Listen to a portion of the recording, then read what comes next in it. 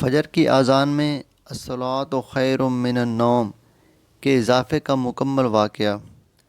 ایک مرتبہ حضرت بلال رضی اللہ تعالیٰ عنہ فجر کے وقت میں رسول اللہ صلی اللہ علیہ وآلہ وسلم کو نماز کے لیے بلانے آئے تو دیکھا کہ رسول اللہ صلی اللہ علیہ وآلہ وسلم تہجد پڑھنے کے بعد آرام فرما رہے ہیں۔ حضرت بلال رضی اللہ تعالیٰ عنہ نے عرض کیا کہ الصلاۃ خیر من النوم، یعنی نماز نیند سے بہتر ہے۔ رسول اللہ صلی اللہ علیہ وآلہ وسلم نے جب یہ جملہ سنا تو فرمایا کہ یہ کتنا اچھا جملہ ہے، آپ اس جملہ کو اپنی فجر کی اذان کا حصہ بنا لو۔ چنانچہ اس کے بعد سے حضرت بلال رضی اللہ عنہ نے مستقل فجر کی اذان میں یہ جملہ بڑھا دیا۔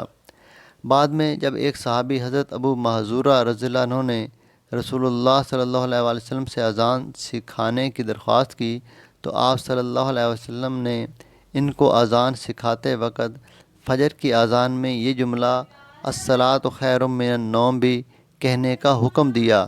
خلاصہ یہ ہے کہ مذکورہ جملے کو اذان کا حصہ خود رسول اللہ صلی اللہ علیہ وآلہ وسلم نے بنایا ہے۔